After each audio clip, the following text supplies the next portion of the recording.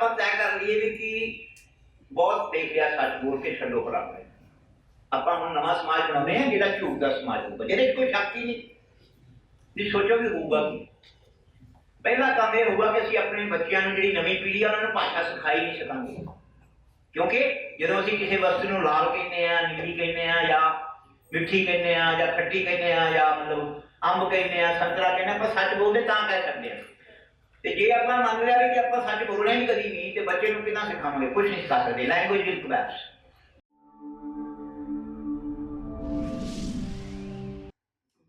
मैं एक कोर्स पढ़ाना है जवाहरलाल नेहरू यूनिवर्सिटी इनफैक्ट दो कोर्स पढ़ाना उससे ना पे एक BA लेवल पे एक MA लेवल आजकल दोनों चल रहे तो जो BA लेवल का कोर्स है वो एक किताब है वह नाम तुहानूं दसना चाहूँगा क्योंकि जिहड़ियां असीं गल्लां करनियां उस किताब के शीर्षक तो भी मर्ज करनियां है उस किताब का नाम है आर्कीटैक्चर ऑफ एक्सपीरियंस मैं रिपीट करना आर्कीटैक्चर ऑफ एक्सपीरियंस ये डेविड मार्टिन की किताब है यूनिवर्सिटी ऑफ एडिनबरा तो 30-35 साल पहले छपी सी एक किताब लिखी इस करके नहीं क्योंकि आर्कीटैक्चर वाले ने कुछ नहीं लगा तो दूसरे ने सोचा आर्कीटैक्चर से किताब है बेशक बहुत घट बंदे के हाथ लगी हिंदुस्तान से जो सब टाइटल है मैं वो जोर देना चाहना डेविड मार्टिन ने इस किताब के सबटाइटल में लिखा discussions on roll of language and literature in the construction of word मैं रिपीट करूंगा डिस्कशन उन्हें थियरी नहीं किया क्योंकि जो ही असं थियरी की गल करते हैं सिद्धांत की गल करते हैं जिस तरह कि मनमोहन उन्होंने साफ किया कितने ना कितने लगता यह है कि ये हुण ना फाइनल असली गल आ जानी जो सिद्धांत मिल जाना ते मैं एक किताब MA के दिनों पढ़ी सी ਉਹਦਾ नाम सी रीजन एज सोर्स ऑफ अनरीजन छोटी जी किताब है कोई 80 सफियां की पंजाब यूनिवर्सिटी लाइब्रेरी हैगी है जिन्होंने मंगवानी होवे इंटर यूनिवर्सिटी लाइब्रेरी लॉन्च उतों कर सकते हैं पर उस किताब की खासियत ये थी कि एक पासे तो अरस्तू कह गया कि man is a rational animal जिहड़ा इंसान है वो विवेकशील प्राणी है ते सवाल यह है कि ये गल सच्ची है कि नहीं है और जे असीं मनमोहन ने जो दस्या भावें साइको एनालिसिस की गल कर लीए भावें होर जिहड़े लोगों ने लाकान वगैरह ने गल की हैगी आ और लगूगा भी कि अरिस्टोटल एवें ही कह गया और फिराक गोरखपुरी साहब तुहानूं पता इलाहाबाद यूनिवर्सिटी अंग्रेजी पढ़ाते होंगे सी लिटरेरी क्रिटिसिज्म ते पोइटिक्स पढ़ाते होंगे सी ये मेरे उस्ताद ने दस्या सानूं कि उन्होंने एक दिन क्लास सवाल पूछा भी कि if you are given a choice between being rational or animal what will you choose अपने स्टूडेंट्स ਨੂੰ ਪੁੱਛ ਰਹੇ ਆ ਕਿ ਭਾਈ ਜੇ ਤੁਹਾਨੂੰ ਪੁੱਛਿਆ ਜਾਵੇ ਵੀ ਤੁਸੀਂ ਵਿਵੇਕਪੂਰਨ ਹੋਣਾ ਕਿ ਜਾਨਵਰ ਹੋਣਾ ਤੁਸੀਂ ਕੀ ਚੁਣੋਗੇ ਤੇ ਸਾਰੇ ਬੱਚਿਆਂ ਨੇ ਸਿਆਣੇ ਸੋਚਿਆ ਵੀ ਕਿ ਕੋਈ ਅਸੀਂ ਤਾਂ ਵਿਵੇਕਪੂਰਨ ਹੋਵਾਂਗੇ ਉਹ ਕਹਿੰਦਾ ਸੌਰੀ ਦਿਓ ਪਹਿਲਾਂ ਜਾਨਵਰ ਬਣਿਓ ਕਿਉਂਕਿ ਜੇ ਜਾਨ ਹੁੰਦੀ ਹੈ ਉਹ ਚ ਹੀ ਵਿਵੇਕ ਹੋ ਸਕਦਾ ਹੈ ਕਿਉਂਕਿ ਜੀ enema bus last is enema ਜਿਹੜੇ ਚ ਵੀ ਜਾਨ ਹੈਗੀ ਆ तो सारे जो पहला सवाल है जो पछाण की गल करिए आप संवाद की गल करिए तो वह आता है भी कि जी मनुखी होंद है वो जी बाकी जिंदगियां है जानवर जो होर भी है वो सोच च फर्क ये एक तरह असीं देखिए तो अस्मिता का सवाल स्वै पछाण का सवाल बनता है तो जो असीं इस सवाल की गल करते हैं सारे पहला मैं कहूँगा भी कि मनमोहन ने मेरा काम कई तरह सौखा किया कई तरह औखा भी किया यही कमाल होंगी है चंगे भाषण की वो यह है कि असीं अपने आप नूं दूजे जानवरों तो इस तरह भिन्न पाउने आ कि साडा जिहड़ा विकास है वो भाषा के माध्यम नाल होंदा तुसीं सोचो भी कि जिहड़ा नवां जन्मा बच्चा अजे उन्होंने कोई भाषा नहीं आती लेकिन हौली हौली वो जिहड़ी भी मतलब भाषाई समुदाय च रहिंदा हैगा पंजाबी च रहेगा तो पंजाबी बोलनी सीख लू चीनिया जो तो चीनी बोलनी सीख लू और चौंसकी का खासा यही है कि सारे इंसानों जिन्नियां भी इंसानी भाषावां हैगियां उन्होंने सीखण की और उन्होंने बोलण की समर्था कुदरती तौर पर हैगी सो ये एक संयोग की गल है कि मैं जिस तरह पिंड जम्मिया पिंड शुरू की पढ़ाई तो पंजाबी नाल मेरा वाह पिया सो इस करके मैनू पंजाबी घट तो घट बोलनी तो समझनी आती है, लिखनी शायद मैं उन्नी चंगी नहीं करता क्योंकि मैं पंजाबी का अध्यापक या लेखक उदा का नहीं है।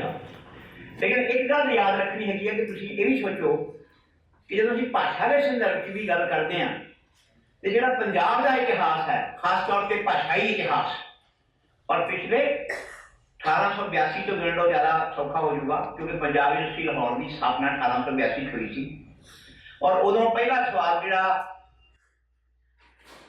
उठ्या क्योंकि उस तो पहला असीं मौखिक समाज सीगे, असीं पंजाबी बोलते सी, पंजाबी सुनते सी, साडे चों कुछ बंदे पंजाबी च लिखते सी पर कोई अरबिक पर्शियन स्क्रिप्ट लिखता सी, कोई देवनागरी च लिखता सी, कोई गुरमुखी च लिखता सी। तिन्हां स्क्रिप्टां च ਵੱਖ-ਵੱਖ ढंग नाल पंजाबी लिखी जाती सी।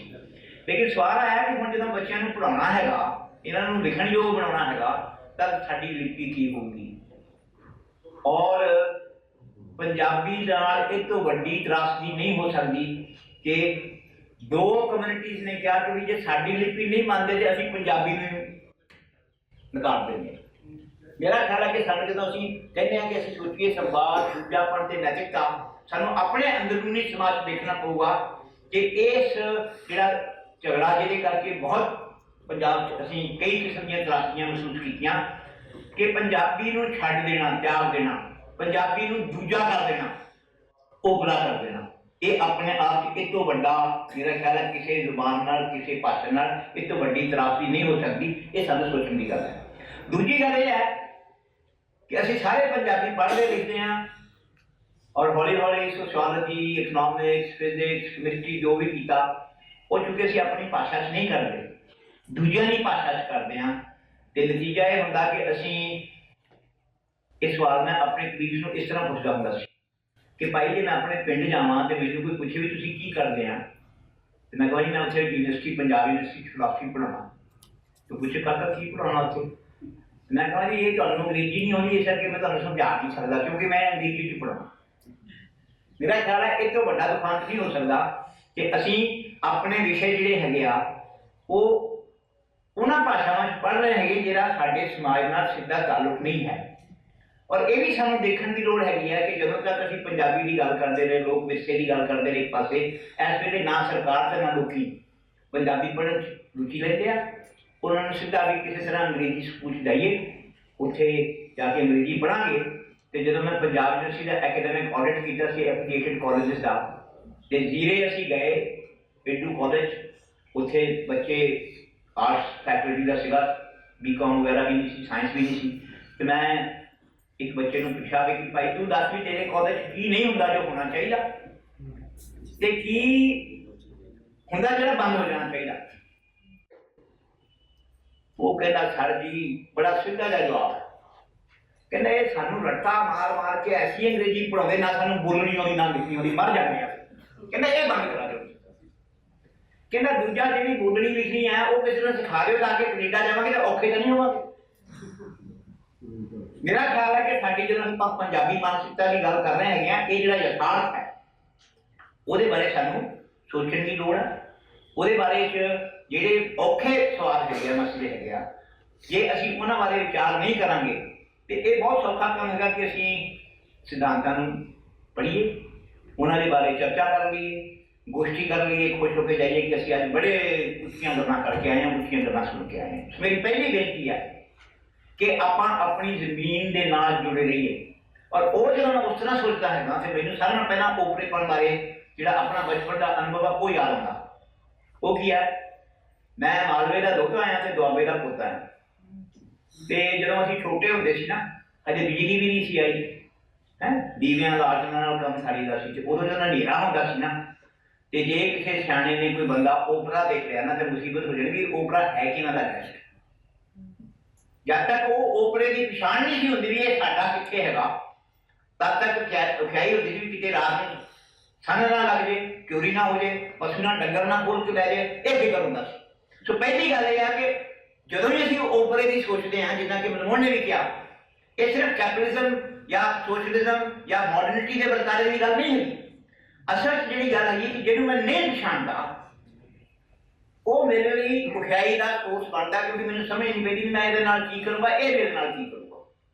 और ये बारे जो कलोनीलिज्म ने किया साडी सोच नाल, वो ये आ कि तुसीं किताबां पढ़ लो, कहेंगे जी अफ्रीकनस भी कैनिबल सीगे, लैटिन अमेरिकन भी कैनिबल सीगे। ये तो यूरोप वाले गोरा आदमी आया जिन्हें सभ्याचार दिता इन्हां मूर्खां नूं, वैशी लोकां नूं।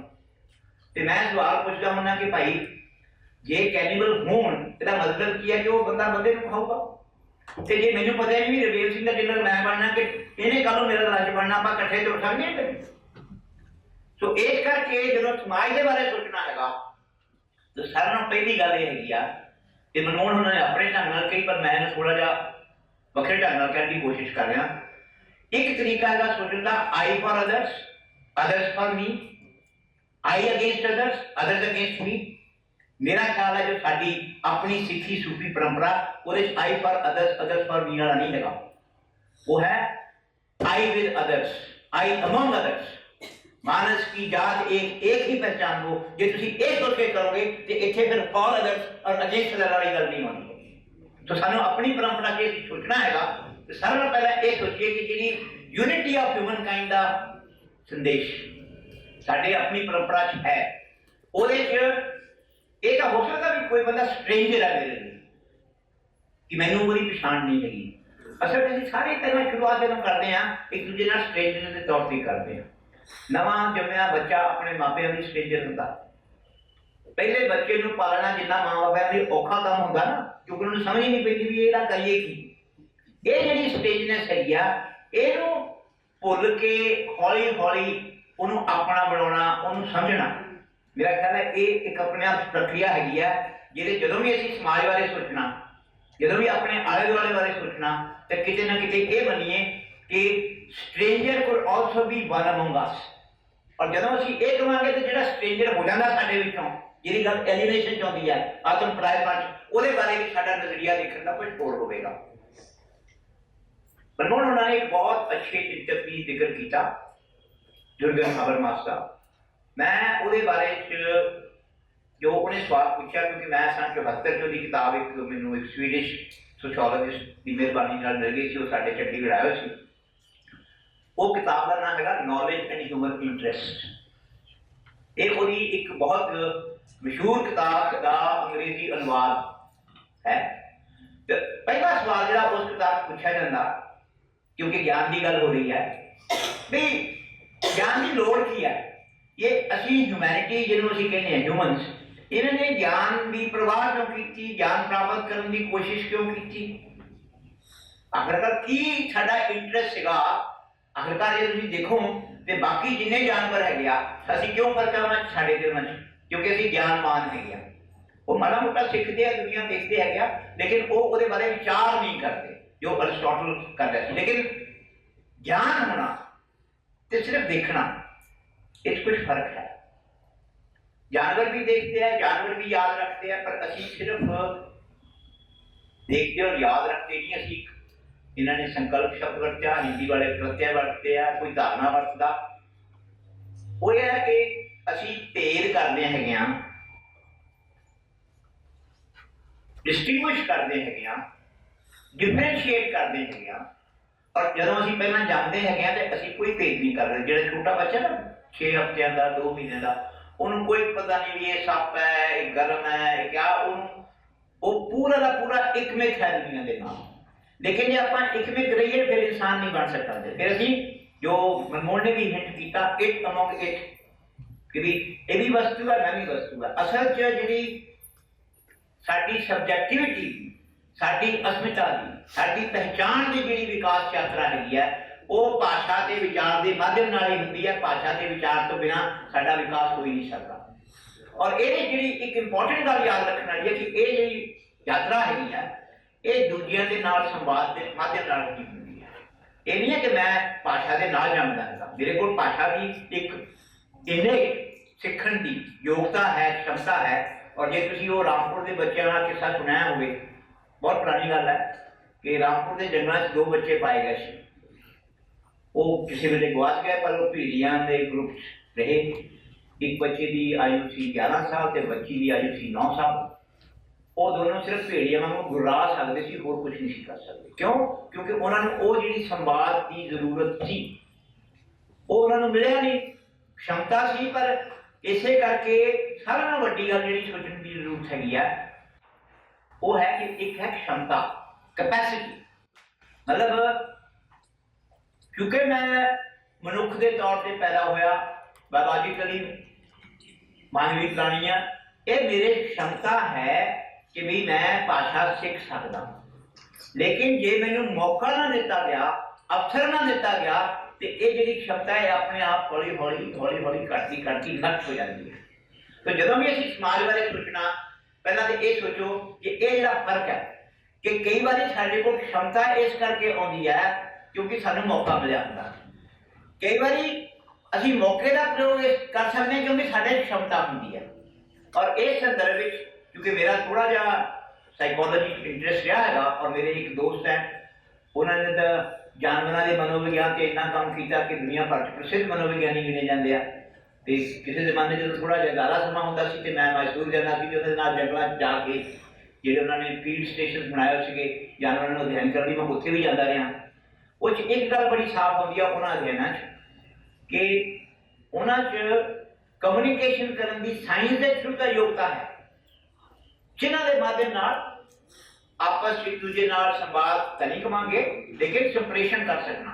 जिस तरह के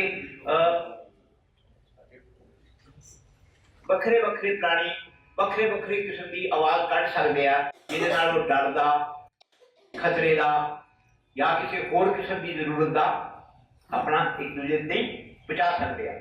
लेकिन ये सिर्फ इंसानी भाषा की खासियत है कि साडी भाषा मैटाफोरिकल है, प्रतीकात्मक है, सिंबॉलिक है, और इसका मतलब है कि इनू इंटरप्रेट करना बहुत जरूरी है क्योंकि सिंबल जिहड़ा है, प्रतीक जिहड़ा है, उसका अर्थ सानू उस तरह नहीं आता जिस तरह संकेतों का जानवरों को समझ आता है। सो सारे नाल पहली जिहड़ी गल हैगी आ, मेरे एक फेवरेट फिलासफर ने, मेरे 4 फेवरेट फिलासफर ने, इन्होंने कुछ के नाम लिया, सार्थक का नाम लिया, सीमोन द बोवा का नाम लिया, मार्क्स का भी लिया। विटगेनस्टाइन ने पूछा कि भी कुत्ता कभी झूठ नहीं बोलता कि वो आदमी नालों ज्यादा ईमानदार है, या कुत्ते की कोई गंध नहीं जी हैगी आ शक्ति वो साडे नाल ज्यादा, हजे उन्हें अपना मालक देखा नहीं पर उन्होंने गंध आ जाती भी वो आ रहा तो पूछ लाउण लग पैंदा। असीं कह सकते हैं कि देखो हुण इहनूं आस है भी कि इहदा मालक आ रहा, पर की आपां कह सकते भी वो आस कर सकदा कि उहदा मालक उहनूं कह के गया सी चुप रही, आराम नाल रही, मैं 3 हफ्ते बाद आऊंगा। आपां कह के ते जाने अपने पेट्स नूं, पर की उहदे कोल वो धारणावां हैगियां जिहदे नाल ओह टाइम नूं स्लाइस कर सके, 1 दिन 2 दिन, हफ्ता, 3 हफ्ते, 3 महीने। ये सिर्फ मानवी मनुखी भाषावां की ही खासियत है कि साडे कोल इस किस्म के संकल्प हासिल होए ते असीं नवीं पीढ़ियां नूं वो संकल्प सिखा सकते हैं। और ये पहली गल हुण एथिक्स की आएगी, वो ये है कि सारे समाजां च कुछ नियम हैगे आ जिहड़े, हालांकि मनमोहन ने कही कुछ नहीं एब्सोल्यूट हुंदा, पर मैंने दसो कोई तुसीं समाज सोच सकते हैं जिस क्या होवे कि भी क्योंकि आप कहने तो है पर लोग मानते हैं नहीं, चलो अपना नियम बदल के देख लेंगे। सारे समाजों क्या जाता है कि सच बोलो, कोई समाज नहीं कहता भी झूठ बोलो, जबकि सानू सारा ना पता कि जो भी मैंने कोई बंदा कहना ना मैं आज जिंदगी झूठ नहीं बोले ना कि एक तो नहीं बोलता है। तो जी ये गल है कि भाई सच बोलो, कल्पना करो कि आप तय कर लिए भी कि बहुत देख लिया सच बोल के छड्डो खराब है, आप नवा समाज बनाते हैं जिहड़ा झूठ का समाज होगा जिहदे कोई शक ही नहीं। जी सोचो भी होगा पहला काम यह होगा कि असीं अपने बच्चों को जी नवी पीढ़ी है उन्होंने भाषा सिखाई नहीं सकांगे, क्योंकि जो असीं किसी वस्तु को लाल कहने, नीली कहने, या मिठी कहने, या खट्टी कहने, या मतलब अंब कहने, संतरा कहने, आप सच बोलते तो कह सकते हैं। तो जे आप मान लिया कि आप सच बोलना ही कभी नहीं तो बच्चे को कितना सिखावे, कुछ नहीं सिखा सकते। Language will collapse. सो अंग्रेजी एक पेपर है विटगेनस्टाइन की फिलॉसफी ऑफ लैंग्वेज से लिखा है, और एक बड़े विद्वान चेले ने, उसका नाम है must we mean what we say, must we mean what we say. और तुहानू याद होना कि वो अपनी किताबां में होंदा कि एक ने रोका था बिगाड़ आया तो he was saying what he did not mean. तो लोग कहते भी एवं रौला पाता रहता है, जिस दिन बघियाड़ आया किसी ने उत्ते यकीन नहीं किया, बघियाड़ उन्होंने आ गया। सो ये जी खासियत एथिक्स की कि पहली गल तो यह है कि क्योंकि भाषा बिना नैतिकता तो संभव ही नहीं है, संवाद बिना नैतिकता तो संभव ही नहीं है। तो इस करके सानू इस तरह ही सोच सकते हैं नैतिकता, संवाद से ओपरापन। क्योंकि जी मैं पहला गल की शुरुआत कि जो बच्चा पैदा होंदा वो ओपरा होंदा, असीं उहदे लई ओपरे हुंदे आ ते हौली हौली इस ओपरेपन नूं असीं घट तो घट करन दी कोशिश करते हैं, खत्म करन दी कोशिश करते हैं। कितना होंदा कितना नहीं होंदा वो वख-वख परिस्थितियां वख-वख संदर्भां अपने अपने ढंग नाल होवेगा। लेकिन हुण मैं एक होर चीज़ कहना चाहना, क्योंकि आम तौर पर कह जाता जी फिलासफी वाली गल्लां इहदियां करदे बहुत उच्चियां होंदियां ते वो सिर के ऊपर लग जाती। मेरी कोशिश हमेशा रही है कि जमीन से खड़े होकर फिलासफी करो, उच्चे उड़ना उड़ो पर मुड़ के जमीन से जरूर आओ। इस संदर्भ में तुहानूं एक मेरे नाल घटना वापरी सी, ये 78 की गल है। मैं उदों चंडीगढ़ च लैक्चरर सी फिलासफी का। साडे दो दोस्त इत्थों दिल्लियों शिमले बच्चों को बर्फ दिखाउण जा रहे थे। एक कुड़ी सी 13 साल की, मुंडा सी 11 साल का। वो नाल आए कि मेरे घर रहे ते पिताजी ने बच्चों को इंट्रोड्यूस कराया कि he is uncle Gautam, he teachers philosophy. उन्होंने 11 साल वाला बच्चा दिल्ली पब्लिक स्कूल पढ़े अंग्रेजी माध्यम, उन्होंने लग्या भी कि अपना सुने ही नहीं कि ये फिलासफी की बुला होती है। उन्हें साइंस सुनी सी, लैंग्वेज सुनी सी, अर्थमैटिक सुनाया सी, हिस्ट्री सुनी सी। मैंने कहा uncle what do you do when you teach philosophy? नहीं थोड़ा जहा लग्या कि बच्चे का सवाल पूछ लिया बच्चे ने। सौखा काम है भी, हजे भी छोटा बहुत है, तेन समझ नहीं आनी है। उदे जिन्ना बजुर्ग नूं कहे तेन अंग्रेजी नहीं आती, तेन नहीं दस सकते फिलासफी की होंगी है। तो मैं उन्होंने कहा कि देख भाई, when we teach philosophy we try to make the obvious a little bit more obvious। ये मैंने उस वेले फुर गया, सरस्वती की कृपा थी या मेरा अपना दिमाग काम कर गया होना, जो मैंने ये बारे अज तक कोई स्पष्टता नहीं है।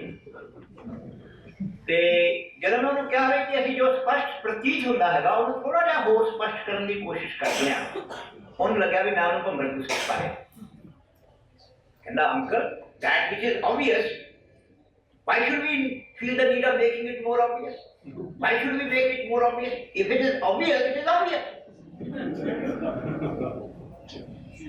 मैं जब यार ये तो मतलब औखा काम ला रहा है, पर करूँगा हूँ। मैं उन्हें पूछा, पूरी सिस्टर सी नाल बड़ी, मैं कि ये कौन है? कहना मेरी भैन है। पहला वो अंग्रेजी छोड़े पर मैं जानबूझ के पंजाबी की गल कर रहा। मैं किदा मेरी भैन पाई है? कहता जी ये भी मेरे उन्होंने माँ बाप की धी है जिन्हों का मैं पुत्र है, मेरी भैन आपे हुई। बहुत अच्छे। फिर मैं उन्होंने क्लास करो पूछो भी तेरे किन्ने आ। उन्हें जी 30 क्लास होती सी DPS को, मैंने नहीं पता भी अजकल किन्ने को उन्होंने बता दिया पैसे कमाने लई। नाले वो गरीब बच्चों को भी 10 लाख देना है, वो भी कुछ नंबर बढ़िया होगा। पर उन्हें उदों मैंने दसिया भी 30 बच्चे हैं मेरी क्लास। मैं क्यों आ तेरी क्लास? कहना असीं इक्को क्लास पढ़ते हैं, साढ़े सारे कोर्सेज हो, साढ़े सारे टीचर हो, असीं काम करते हैं, असीं क्लास करो लेकिन। मैं कहते तेरे मित्र किन्ने आ? How many friends have you got? उन्हें थोड़ा जा रुक के कहना आई हैव 4 गुड फ्रेंड्स। मैं कहा I didn't ask you good friends, I asked you how many friends have you got, tell me. वो जरा सोचने लगा। मैं कहा can there be a friend who is not a good friend? वो होर सोचने लगते हैं। मैं कहा you said you have 4 friends, but as you said who is a class fellow, who is a sister, who is a neighbour, what makes a friend a friend? I do not know. Because now you know, we need to make the obvious a bit more obvious. ਜਦੋਂ ਮੈਂ ਆਉਣਾ ਦਿੱਲੀ, ਉਹਨਾਂ ਦੇ ਘਰ ਜਾਣਾ, ਉਹਨੇ shout ਕਰਨਾ ਆਪਣੇ ਬਾਪੂ ਤੇ ਮੰਮੀ ਤੇ, the uncle who makes the obvious a bit more obvious is right. तो पहली ਗੱਲ ਇਹ ਹੈ ਕਿ ਵੀ ਬਹੁਤ ਕੁਝ ਪ੍ਰਤੀਤ ਹੁੰਦਾ ਕਿ ਸਪਸ਼ਟ ਹੈ, ਪਰ ਉਹ ਉਨਾ ਸਪਸ਼ਟ ਹੁੰਦਾ ਨਹੀਂ ਹੈ। ਤੇ ਫਲਸਫੇ ਦਾ ਕਰਨ ਦਾ ਮਤਲਬ ਇਹੀ ਹੈਗਾ ਕਿ ਅਸੀਂ ਉਹ ਜੋ ਪ੍ਰਤੀਤ ਹੁੰਦਾ ਹੈਗਾ ਉਹਦੇ ਤੇ ਥੋੜਾ ਜਿਹਾ ਪੂੰਝਾ ਫੇਰ ਕੇ ਉਹਨੂੰ ਜਰਾ ਜ਼ਿਆਦਾ ਸਾਫ਼ ਕਰੀਏ ਤਾਂ ਕਿ ਉਹ ਪ੍ਰਤੀਤੀ ਤੋਂ ਯਥਾਰਥ ਵੱਲ ਆ ਸਕੇ। ਸੋ ਜਦੋਂ ਅਸੀਂ ਗੱਲ ਕਰਦੇ ਹੈਗੇ ਆ ਸੰਵਾਦ ਦੀ, ਓਪਰੇਪਣ ਦੀ, ਨੈਤਿਕਤਾ ਦੀ, ਤੇ ਸਾਰਿਆਂ ਨਾਲੋਂ ਪਹਿਲੀ ਗੱਲ ਇਹ ਹੈਗੀ ਆ ਕਿ ਜਿਹੜਾ ਓਪਰਾ ਹੈ ਉਹ 2 ਲੈਵਲ ਤੇ ਓਪਰਾ ਹੋ ਸਕਦਾ। ਇੱਕ ਤਾਂ ਹੈਗਾ ਵੀ ਕਿ ਜਿੱਦਾਂ ਮੈਂ ਐਗਜ਼ਾਮਪਲ 'ਚ ਕਿਹਾ ਵੀ ਸਾਡੇ ਪਿੰਡ 'ਚ ਕੋਈ ਬੰਦਾ ਓਪਰਾ ਆ ਜਾਣਾ ਤੇ ਫਿਕਰ ਲੱਗ ਜਾਣਾ ਵੀ ਇਹ ਭਾਈ ਕਿਹਨਾਂ ਦਾ ਹੈਗਾ। दूसरा है कि एक अदर ਜਦੋਂ ਵੀ ਅਸੀਂ ਇਹ ਅਦਰ ਕਮਿਊਨਿਟੀ ਲੈਵਲ ਤੇ ਦੇਖਦੇ ਹਾਂ, ਸਮੂਹਿਕ ਲੈਵਲ ਤੇ ਦੇਖਦੇ ਹਾਂ, ਤੇ ਉਹ ਦੂਸਰਾ ਓਪਰਾ ਕਿਉਂ ਹੁੰਦਾ? ਕਿਉਂਕਿ ਉਹ ਸਾਤੋਂ ਭਿੰਨ ਹੁੰਦਾ। ਜੇ ਉਹ ਸਾਡੇ ਵਰਗਾ ਹੀ ਹੋਵੇ ਫਿਰ ਤਾਂ ਸਾਡੇ ਵਿੱਚ ਹੋ ਗਿਆ, ਅਸੀਂ ਹੋ ਗਏ। ਸੋ ਸਾਡੀ ਜਿਹੜੀ ਪੰਜਾਬ ਦੀ ਜਿਹੜੀ ਸੱਭਿਆਚਾਰਕ, ਇਹ ਮੈਂ ਗੱਲ ਪੈਰਿਸ 'ਚ ਇੱਕ ਕਾਨਫਰੰਸ ਹੋਈ ਸੀ, ਉਹਦਾ ਨਾਂ ਸੀ ਗਲੋਬਲਾਈਜੇਸ਼ਨ ਐਂਡ ਕਲਚਰਲ ਡਾਇਵਰਸਿਟੀਜ਼। ਮੈਂ ਉਹਦੇ 'ਚ ਕਿਹਾ ਸੀਗਾ ਕਿ ਯੂਰਪ ਵਾਲਿਆਂ ਨੂੰ ਹਜੇ ਤੱਕ ਦੁਨੀਆ ਨੂੰ ਸਿਰਫ ਆਪਣੇ ਚਸ਼ਮੇ ਤੋਂ ਦੇਖਣ ਦੀ ਆਦਤ ਪਈ ਹੋਈ ਹੈ। ਇਹਨਾਂ ਨੂੰ ਆਪਣੇ ਆਪ ਨੂੰ ਛੱਡ ਕੇ ਆਪਣੇ ਆਪ ਨੂੰ ਦੁਨੀਆ ਦੇ ਦੂਜੇ ਚਸ਼ਮੇ ਤੋਂ ਦੇਖਣ ਦੀ ਲੋੜ ਪਊਗੀ, ਤਾਂ ਇਹ ਕਲਚਰਲ ਡਾਇਵਰਸਿਟੀ ਸਮਝਣਗੇ। ਅਦਰਵਾਈਜ਼ ਇਹ ਗੱਲ ਕਰੀ ਜਾਣਗੇ ਕਲਚਰਲ ਡਾਇਵਰਸਿਟੀ, ਪਰ ਇਹਨਾਂ ਦਾ ਮਤਲਬ ਕੋਈ ਨਹੀਂ ਹੈ। ਉਹ ਇਸ ਕਰਕੇ ਕਿ ਤੁਸੀਂ ਦੇਖੋ ਯੂਰਪ, ਆਊਟਸਾਈਡ ਯੂਰਪ ਕਿੱਦਾਂ ਗਿਆ, ਕ੍ਰਿਸਚੈਨਿਟੀ ਦਾ ਪ੍ਰਚਾਰ ਕਿਵੇਂ ਹੋਇਆ, ਇਸਲਾਮ ਦਾ ਪ੍ਰਚਾਰ ਕਿਵੇਂ ਹੋਇਆ। हिंदुस्तान की दो एग्जाम्पल ले सकते हैं। एक है बुद्धिज्म का प्रचार। बुद्धिज्म गया ना हिंदुस्तान के बाहर, Lanka, China, south east Asia, Japan, Thailand, Vietnam, पर ਇਹਦਾ ਮੋੜ ਉਹੀ ਨਹੀਂ ਹੈਗਾ ਜਿਹੜਾ ਕਿ missionary mode of Islam Christianity ਹੈ, ਜਿਹਦੇ ਚ ਜਿਹਦਾ ਮਨਮੋਹਨ ਉਹਨਾਂ ਨੇ ਕਿਹਾ ਇੱਕ ਹੈਜੇਮਨ ਹੈ ਕਿ ਅਸੀਂ ਜ਼ਿਆਦਾ ਸਿਆਣੇ ਹਾਂ, ਜ਼ਿਆਦਾ ਤਾਕਤਵਰ ਹਾਂ ਔਰ ਤੁਸੀਂ ਸਾਨੂੰ ਫਾਲੋ ਕਰੋ। ਇਸ ਕਿਸਮ ਦਾ ਨਹੀਂ ਸੀਗਾ। दूसरा ਜਿਹੜਾ ਹੈਗਾ ਉਹ ਪੰਜਾਬ ਦੇ ਖਾਸੇ 'ਚ ਦੇਖਣਾ ਪਊਗਾ ਤੁਹਾਨੂੰ, ਜਿੱਥੇ ਜੋ ਸਾਡੀ ਸੂਫੀ ਤੇ ਸਿੱਖ ਪਰੰਪਰਾ ਹੈਗੀ ਆ। ਜੇ ਹੋਇਆ ਵੀ ਕਿ ਦੇਖੋ ਜੋ ਚੰਗਾ ਕਿਤੋਂ ਮਿਲਦਾ ਉਹਨੂੰ ਲਓ, ਔਰ ਜੋ ਸਾਡੇ ਚੰਗਾ ਉਹਨੂੰ ਵੀ ਸਾਂਭੋ, ਪਰ ਜੋ ਮੰਦਾ ਹੈਗਾ ਉਹਨੂੰ ਤਿਆਗੋ। ਇਹ ਜਿਹੜੀ ਇੱਕ ਹੈਲਦੀ ਐਟੀਟਿਊਡ ਹੈ ਕਿ ਅਸੀਂ ਦੂਜੇ ਨੂੰ ਨੀਵਾਂ ਨਹੀਂ ਕਰਕੇ ਦੇਖਣਾ, ਆਪਣੇ ਆਪ ਨੂੰ ਵੀ ਨੀਵਾਂ ਕਰਕੇ ਦੇਖਣ ਨਹੀਂ ਦੇਣਾ।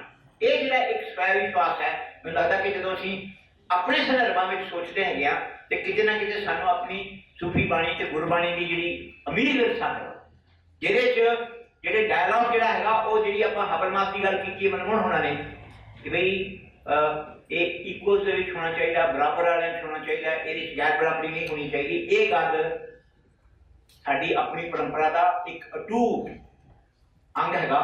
ਇਹਦੇ ਬਾਰੇ ਸਾਨੂੰ ਮਤਲਬ ਇਹਨੂੰ ਫੋਲੋ ਕਰਨ ਦੀ ਕੋਸ਼ਿਸ਼ ਕਰਨੀ ਚਾਹੀਦੀ। ਉਸੇ ਚੀਜ਼ ਜੋ ਗੋਸ਼ਟੀ ਪਰੰਪਰਾ ਦੀ ਤੁਸੀਂ ਗੱਲ ਕੀਤੀ ਸੀ, ਬਾਬਾ ਕੀ ਆ ਕੇ ਗਿਆ, ਕਿਛੂ ਸੁਣੀਏ ਕਿਛੂ ਕਹੀਏ, ਲੇਕਿਨ ਆਪਾਂ ਕੀਤਾ ਹੈ, ਆਪਾਂ ਕਹਿੰਦੇ ਮੇਰੀ ਸੁਣ, ਕਦੀ ਦੂਜੇ ਦੀ ਸੁਣਦੇ ਹੀ ਨਹੀਂ। ਸੋ ਘੱਟ ਤੋਂ ਘੱਟ ਪਹਿਲਾਂ ਜਦ ਤੱਕ ਆਪਾਂ ਦੂਜਿਆਂ ਨੂੰ ਸੁਣਨ ਹੀ ਨਹੀਂ ਚਾਹ ਹੋਵਾਂਗੇ, ਪਰ ਉਹ ਸਾਡੇ 'ਚ ਇੱਕ ਸਬਰ ਨਹੀਂ ਹੋਏਗਾ, ਸਹਿਣਸ਼ੀਲਤਾ ਨਹੀਂ ਹੋਏਗੀ ਕਿ ਦੂਜਾ ਵੱਖਰੀ ਗੱਲ ਕਰ ਰਿਹਾ ਪਰ ਉਹਨੂੰ ਸੁਣਨਾ, ਉਹਨੂੰ ਸਮਝਣਾ, ਫਿਰ ਉਹਨੂੰ ਤਰਕ ਦੇ ਆਧਾਰ ਤੇ ਉਹਦੇ ਨਾਲ ਕਰ ਸਕਦੇ ਹਾਂ ਆਪਾਂ ਵੀ ਕਿ ਸਾਨੂੰ ਇਹ 'ਚ ਕੀ ਖਾਮੀ ਲੱਗਦੀ ਹੈ। ਜਾਂ ਇਸ ਕਰਕੇ ਮੈਂ ਫਿਲਾਸਫੀ ਦੇ ਕਲਾਸਾਂ 'ਚ ਆਪਣੇ ਸਟੂਡੈਂਟਸ ਨੂੰ ਕਹਿਣਾ ਹੁੰਦਾ ਕਿ ਭਾਈ ਫਿਲਾਸਫੀ ਕਰਨ ਦੇ 3 ਨਿਯਮ ਹੈ।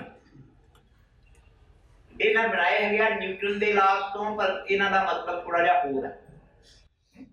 ਪਹਿਲਾ ਨਿਯਮ ਹੈਗਾ for every philosopher, and I repeat, for every philosopher there is an equal and opposite philosopher.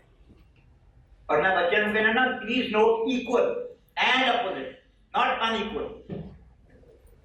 ਤੁਸੀਂ ਦੇਖੋ ਜਿੱਥੇ ਆਈਡੀਅਲਿਸਟ ਹੈਗੇ ਆ ਉੱਥੇ ਮਟੀਰੀਅਲਿਸਟ ਹੈਗੇ, ਜਿੱਥੇ ਰੀਅਲਿਸਟ ਹੈਗੇ ਉੱਥੇ ਐਂਟੀ ਰੀਅਲਿਸਟ ਹੈਗੇ ਆ, ਜਿੱਥੇ ऑब्जेक्टिविस्ट है गया उसे सब्जेक्टिविस्ट है गया। तो मैं रिप्लेस नहीं करूंगा, लेकिन for every philosopher there is an equal, don't forget, equal and opposite philosopher. दूसरा नियम हैगा and both of them think that the other must be wrong and try to prove so. ये बारे में एक मैं बच्चों ने जो किस्सा सुनाना होना वो सुनाऊंगा, क्योंकि तो फिर एथिक्स समझ आएगी।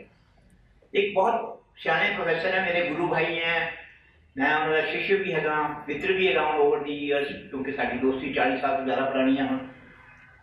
जो मैं PhD थीसिस सबमिट की अपनी चंडीगढ़, वो किसी मीटिंग लिए आए तो जिदा होंगे भी आपस गलबात करते हो भी अच्छा भी थीसिस सबमिट करती, मैं हाँ नहीं करती, कहते मैं नहीं, मैं रात में पढ़ूंगा। मैं देखियो गेस्ट हाउस चले गए, अगले दिन मीटिंग में चलनी सी हो। मैंने उन्होंने जो लफ्ज़ वरते मैं इन्ना खुश होया, क्योंकि वो नॉर्मली तारीफ नहीं करते किसी की। मैंने कहने you have written a very good thesis, I am impressed, deeply impressed. मैं बड़ा खुश हुआ, मेरी तारीफ हो गई।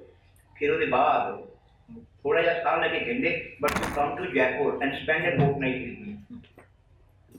ये की कहते and I prove you wrong. मैं क्या उन्हें किसी मेरी तारीफ की, कहते मैं तो आर्ग्यू बहुत सुना किया, but both of us can not be right. If you are right, then I am wrong, and I think I should try to prove and convince myself that you are wrong and I am not wrong. इस करके तीजा नियम है जो philosophy का, वो मैं कहना ना कि if you wish to do good philosophy and do it well, please never forget that if you cannot convince your opponent to be wrong, be prepared to accept that perhaps you could be wrong. कि जे तुसी अपने विरोधी नूं गलत सिद्ध नहीं कर सकते तो ये मनने लई तैयार हो सकते हो कि शायद तुसी ही गलत है, पर ਉਹਦੇ ਗਾਂ ਨਹੀਂ मैं गल करूंगा. And better still, have the courage to imagine that perhaps both of you could be wrong. और ਇਹਦਾ मैं एग्जांपल दूंगा कि देखो वेस्ट की परंपरा जो भी दे सकते हैं, अपनी जो भी दे सकते हैं, पर वेस्ट बड़ा सौखा क्योंकि मैं पढ़ाना वेस्टर्न फिलॉसफी ज्यादा. एम्पिरिसिस्ट हैं, रैशनलिस्ट हैं, डेकार्ट, स्पिनोजा, लाइबनिज. एक ही कहते हैं कि source of all knowledge is in reason, यानी कि सानू जितनी नॉलेज मिलती है वो रीजन के थ्रू मिलती है. एम्पिरिसिस्ट की कहते हैं कि all knowledge comes through sense experience. और एक 150 साल इन्होंने बहस चली. रैशनलिस्ट आर्ग्यू कर रहे भी एम्पिरिसिस्टां नूं अकल नहीं हैगी, एम्पिरिसिस्ट आर्ग्यू कर रहे कि रैशनलिस्टां नूं अकल नहीं हैगी. ते एक आदमी आया जिहदा नाम है इमैनुअल कांट. उन्हें कहा दोनों को थोड़ा थोड़ा सच हैगा पर पूरा सच नहीं है, दोनों गलत भी है ते इन्हां दी जिहड़ी गलती है वो मनाउणी चाहिदी है ना. दिस इज द करेज.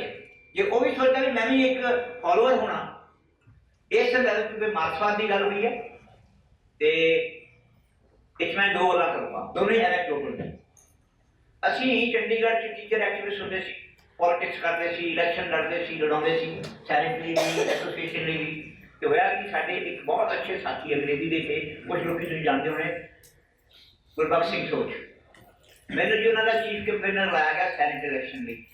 ਮੈਂ ਉਹਨਾਂ ਨਾਲ ਜਾ ਕੇ ਬੜੀਆਂ ਵੋਟਾਂ ਮੰਗੀਆਂ, ਉਹ ਪੂਰੀ ਤਰ੍ਹਾਂ ਹਾਰ ਗਏ. ਫਿਰ ਐਨਾਲਿਸਿਸ ਦਾ ਮੌਕਾ ਆਇਆ ਤੇ ਮੈਂ ਉੱਥੇ ਕਿਹਾ कि भाई गल यह है कि तुसीं कही जांदे भी असीं आइडियोलॉजिकल ग्रुप है, पर तुहाडे ग्रुप का भी कोई पछाण नहीं लोगों को भी तुसीं आइडियोलॉजिकल ग्रुप है. क्यों कि एक ग्रुप है विश्वनाथ तिवारी ग्रुप, एक ग्रुप है राम प्रकाश ग्रुप, एक है विधि चंद ग्रुप, एक है धर्मवीर ग्रुप. तुहाडा ग्रुप भी धर्मवीर ग्रुप ही जे जाना है कि आइडियोलॉजी कित्थे गई. लो जी फिर फैसला होया कि जी आपां हुण आइडियोलॉजिकल ना दईए ग्रुप नूं. ये सर 80 की गल है. ਤੇ 2 ਦਿਨਾਂ ਦੇ ਬਾਅਦ ਸਾਡੇ ਸੀਨੀਅਰ ਕਾਮਰੇਡਾਂ ਨੇ ਤੈਅ ਕੀਤਾ ਕਿ ਅਸੀਂ ਇਸ ਗਰੁੱਪ ਦਾ ਨਾਮ ਰੱਖਾਂਗੇ Marxist teachers form.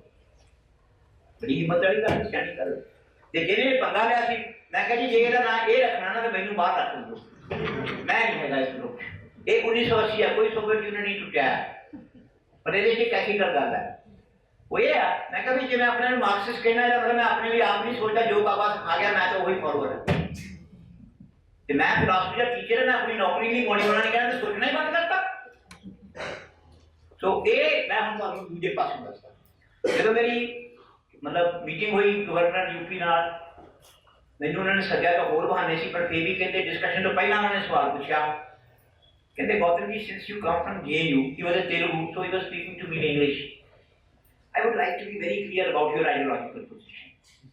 Can you please ask your question? कहते are you a Marxist?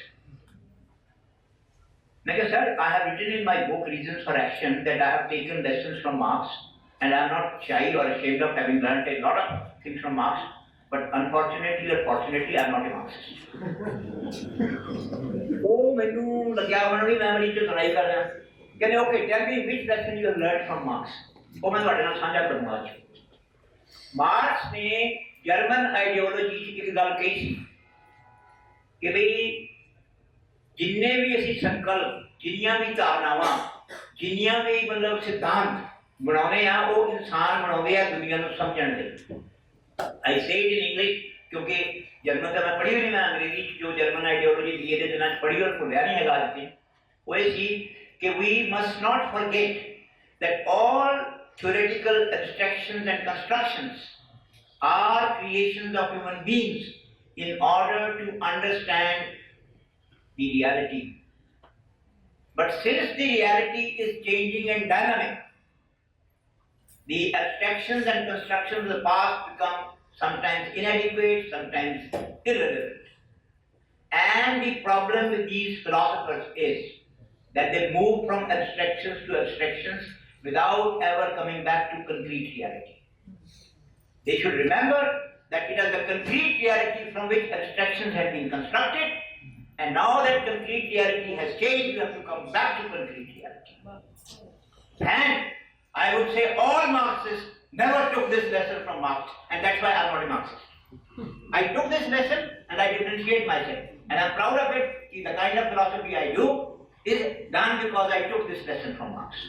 पर मुड़ के आवा क्योंकि हाबरमास की गल से इतनी लंबी डाइग्रेशन की है पर उनकी जरूरत सी वो ये है कि हाबरमास ने क्या भी कि जिहड़ा ज्ञान है ना वो एक किस्म का नहीं होता असल च साडा इंटरेस्ट किदां दा हैगा ਉਹਦੇ ਤੇ निर्भर करदा भी कि ਅਸੀਂ ਕਿਦਾਂ ਦਾ ਗਿਆਨ ਹਾਸਲ ਕਰਾਂਗੇ ਉਹਨੇ ਕਿਹਾ ਕਿ ਪਹਿਲਾ ਜਿਹੜਾ ਹੈਗਾ ਸਾਡਾ ਇੰਟਰਸਟ ਉਹ ਹੈ ਕਿ ਅਸੀਂ ਜਿਹੜਾ ਸਾਡਾ ਆਲਾ ਦੁਆਲਾ ਉਹਨੂੰ ਸਮਝੀਏ ਤੇ ਨਾਲੇ ਉਹਨੂੰ ਕੰਟਰੋਲ ਕਰ ਸਕੀਏ ਤੇ ਇਹਦਾ ਐਗਜ਼ਾਮਪਲ ਉਹਨੇ ਨਹੀਂ ਦਿੱਤਾ ਮੈਂ ਜਾਂ ਪਿਆਜੇ ਨੇ ਕੋਈ ਬੱਚਿਆਂ ਦੀ ਇੰਟੈਲੈਕਚੁਅਲ ਡਿਵੈਲਪਮੈਂਟ ਦੇ ਕਿਤਾਬ ਲਿਖੀ ਉਹ 'ਚ ਦਿੱਤੀ ਹੋਇਆ ਉਹ ਕਹਿੰਦਾ ਜਦੋਂ ਬੱਚੇ ਨੂੰ ਖਿੜਕੀ ਖੋਲ੍ਹਣੀ ਬੰਦ ਕਰਨੀ ਆ ਜਾਂਦੀ ਨਾ ਉਹ ਉੱਥੇ ਨਹੀਂ ਲੱਗਾ ਰਹਿੰਦਾ ਕਿਉਂ ਉਹਨੂੰ ਲੱਗਾ ਹੈ ਹੁਣ ਮੈਂ ਆਹ ਕਰ ਸਕਦਾ I can control I can manipulate ਅਸਲ ਜਿਹੜੀ ਸਾਡੀ ਅਨੁਭਵ ਦੀ ਸਰਟੇਨਿਟੀ ਹੈ ਉਹ ਆਉਂਦੀ ਉਦੋਂ ਜਦੋਂ ਸਾਨੂੰ ਹੋ ਜਾਂਦਾ ਵੀ ਪੱਕਾ ਯਕੀਨ ਵੀ ਇਹ ਕਰ ਸਕਦੇ ਹਾਂ ਸੋ ਦਿਸ ਇਜ਼ ਅ ਮੈਨੀਪੂਲੇਟਿਵ ਇੰਟਰਸਟ ਤੇ ਹਬਰਮਾਸ ਨੇ ਕਿਹਾ ਨੌਲੇਜ ਐਂਡ ਹਿਊਮਨ ਇੰਟਰਸਟ ਕੀ ਪਹਿਲਾ ਇੰਟਰਸਟ ਜਿਹੜਾ ਹੈਗਾ ਸਾਡਾ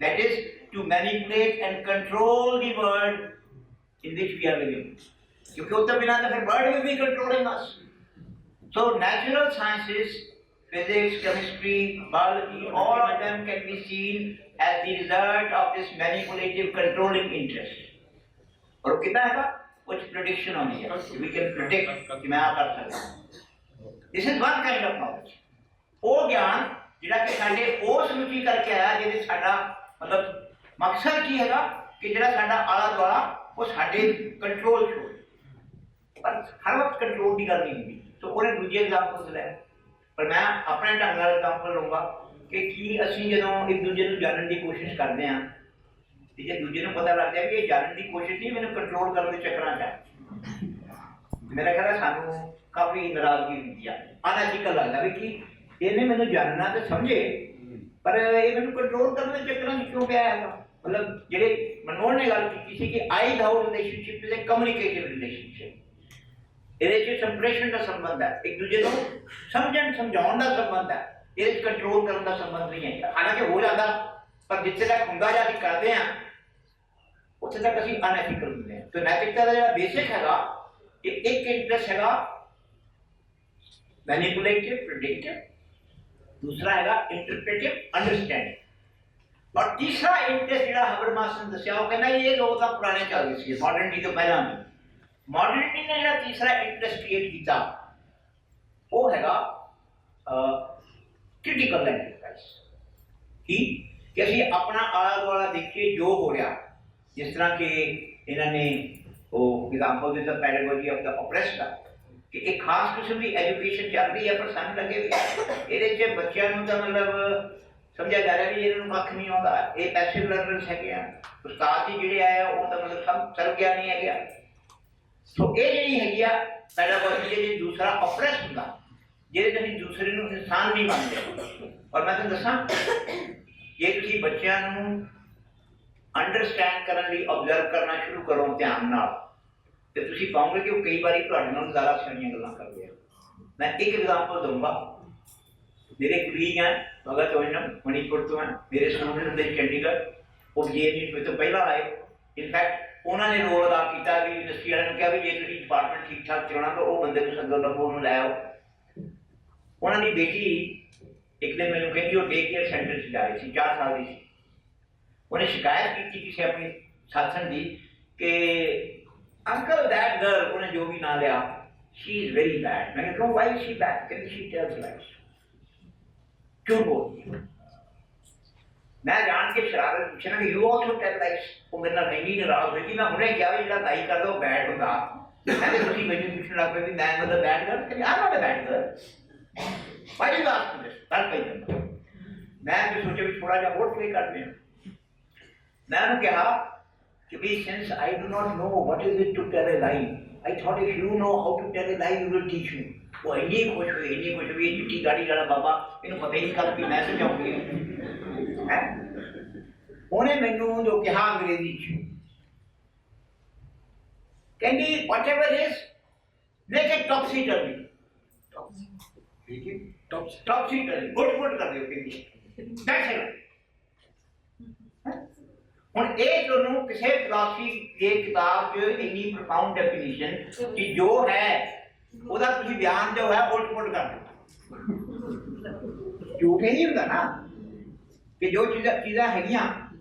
ਹੁਣ ਮੇਰੇ ਉੱਥੇ ਦਫ਼ਤਰ ਵਾਲਿਆਂ ਨੂੰ ਪਤਾ ਕਿ ਮੈਂ ਦਿੱਲੀ ਯੂਨੀਵਰਸਿਟੀ ਆਇਆ, ਜਿਹਨੂੰ ਪਤਾ ਹੈਗਾ ਜੋ ਕਹੇ ਜੀ ਉਹ ਤਾਂ ਮੈਂ ਕੱਲ੍ਹ ਨੂੰ ਅੰਮ੍ਰਿਤਸਰ ਜਿਹੜਾ ਜੀ ਮੈਂ ਕੈਂਸਲ ਕਰ ਚੁੱਕਾ, ਉਹ ਕਹੇ ਜੀ ਉਹ ਤਾਂ ਅੰਮ੍ਰਿਤਸਰ ਚਲੇ ਜਾਓ ਕਿਉਂਕਿ ਸ਼ਾਮ ਨੂੰ ਮੈਂ ਜਾਣਾ ਸੀ। ਵੈਸੇ ਉਹ ਜਾਣ ਬੁੱਝ ਕੇ ਮਿਸਲੀਡ ਕਰ ਰਿਹਾ ਕਿ ਬੰਦਾ ਸ਼ਾਮ ਨੂੰ ਮੁੜ ਕੇ ਚੱਕਰ ਮਾਰੂਗਾ, ਫਿਰ ਪੁੱਛੂਗਾ। ਉਹਦੇ ਕੋਲ ਦੋਨੋਂ ਚੀਜ਼ਾਂ ਦਾ ਗਿਆਨ ਸੀਗਾ, ਪਰ ਉਹਨੂੰ ਇਹ ਵੀ ਪਤਾ ਕਿ ਮੈਂ ਕੈਂਸਲ ਕਰ ਦਿੱਤਾ ਕਿਉਂਕਿ ਮੈਂ ਛੁੱਟੀ ਕੈਂਸਲ ਕੀਤੀ ਕੱਲ੍ਹ ਅੰਮ੍ਰਿਤਸਰ ਜਾਣ ਦੀ। ਪਰ ਜੋ ਉਹ ਕਰ ਰਿਹਾ ਹੈ ਉਹ ਡਾਕਟਰ ਵੀ ਕਰ ਰਿਹਾ ਨਾ, ਜੋ ਉਹਨੂੰ ਪਤਾ ਹੈਗਾ। So telling a lie is not necessarily making a false statement. Telling a lie is to tell other than what you believe to be true. हो सकता मैंने किसी ने गलत दसा, मैं उन्हें बिलीव करता, मैं बोलता सच, मैं सच बोल रहा, लेकिन दूसरे को झूठी इन्फॉर्मेशन मिली। It happens many times. So this is trying to make the obvious a bit more obvious that in telling lies we are not always telling falsehoods. It is quite possible that I am speaking the truth. क्योंकि मैं जो believe कर रहा थी वो झूठ सीगा, मैं उसका उल्टा करके दसिया वो सच हो गया। मैं झूठ बोल रहा पर तुहानू सच कर दिया। ये तुहानू थोड़ा जिहा सोचने की लोड़ हैगी है। ते मेरी बेनती यही होएगी कि जिहड़ा हबरमास ने तीसरे किस्म के ज्ञान की चर्चा की है कि भाई सिर्फ एक्सप्लेन करना, मैनिपुलेट करना, कंट्रोल करना या इंटरप्रेट और अंडरस्टैंड करना वो काफ़ी नहीं है।